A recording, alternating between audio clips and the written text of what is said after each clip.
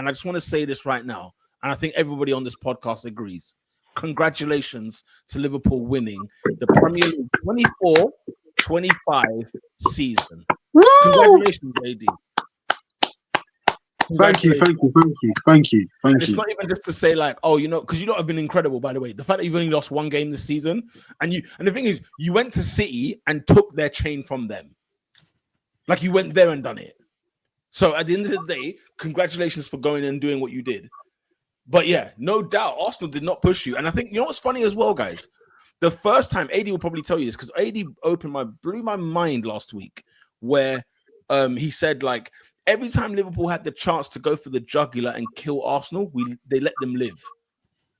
When we drop points, they drop points. Or when they drop points, we drop points. So it was a case of like this title wasn't over. For the first time this season, guys, Arsenal lost, Liverpool won. Yeah?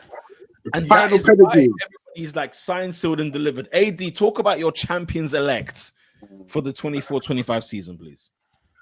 Bro, that's that. I mean, you said it best, bro. That's how you do it. To be the man, you got to beat the man.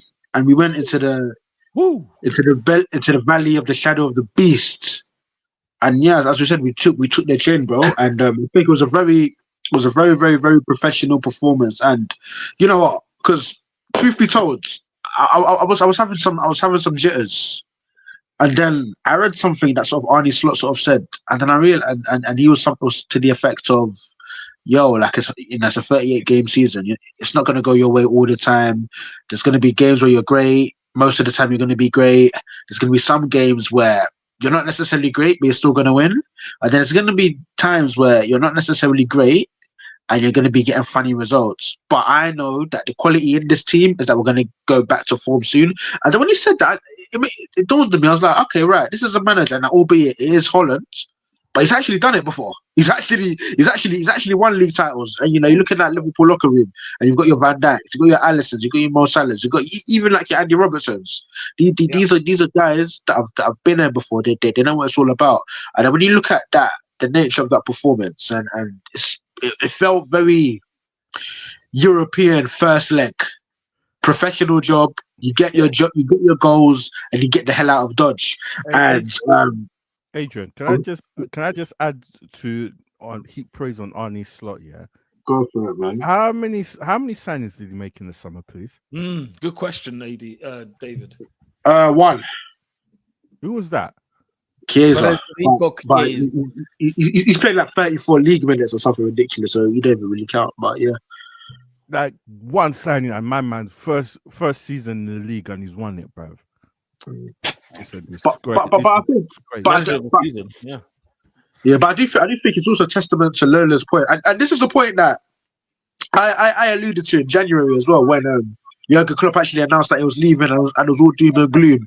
I said, guys, look at the house that Jurgen Klopp has built.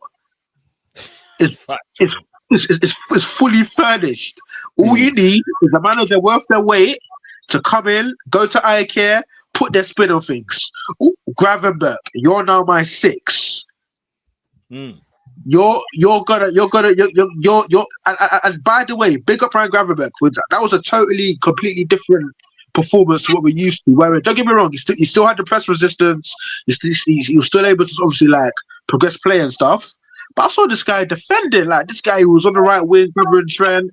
He was putting his foot in, interceptions. That's a manager that's looked at this piece of furniture and said, right, here's what I can do with it. That wall unit over there, I want it down there. He's on his feng shui. So Bosley, that's another one. Again, last season, lambasted him, ridiculed him. He was playing right wing back at times. He was just running to no effect. Listen, Arne Slot, gangster. What did Liverpool rock up to City with? I don't even know the formation. It looks like, I don't know, guys. Correct me if I'm wrong, but we played with no striker. We played 2 false nines, or we played one. I don't know, guys. What do you think it was? That thing that we had going on. It was a false 9, innit? It was a false nine.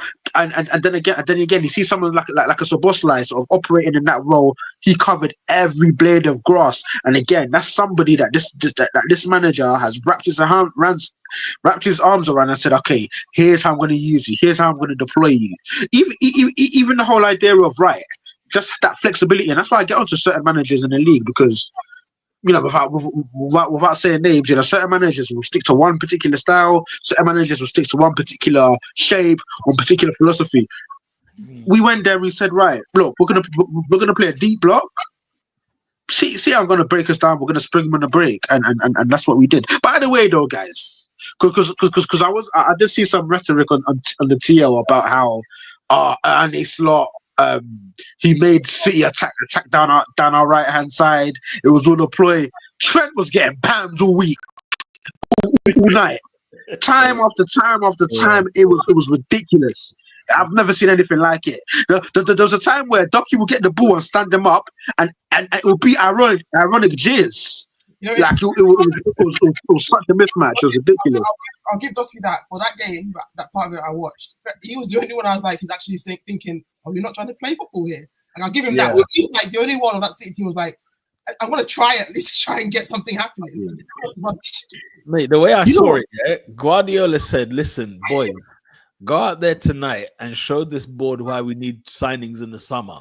Yeah, because I tell you right now, they're going to unload the clip. If all goes well in terms of their charges, the summer is not pretty, man. It's not frigging pretty. That man will be back ready to collect their trophy, bro. I'm back on that credit, by the way. That number 47. 47. He's the poster boy. He was begging for Florian Wirtz. He said, "Come and take my shirt." Because God is my witness. Sky Sports, who love to be evil, were loading up the filthiest propaganda to pretend that this guy was having a fantastic second half of the season. They were going ham when he had 4 goals in a couple of games. This is your time. Against these dead man team when he scored a couple of goals. Oh my gosh, they were doing up videos and round tables talking about how Foden is bad. What's he done since then? Tell me what he's done since then. I don't know. Because I would see him again. And what's he done since then? The star boy. Did they even talk about him post game? Did they chat about how they're golden child? They never do. Another big game. They never do. Foden's not come of age. Like, and I compared him to Tiger. Like as you said, where's his take care? Where is it? Where's his Carter 3? He's just there impregnating his girlfriend, doing nothing. Yeah.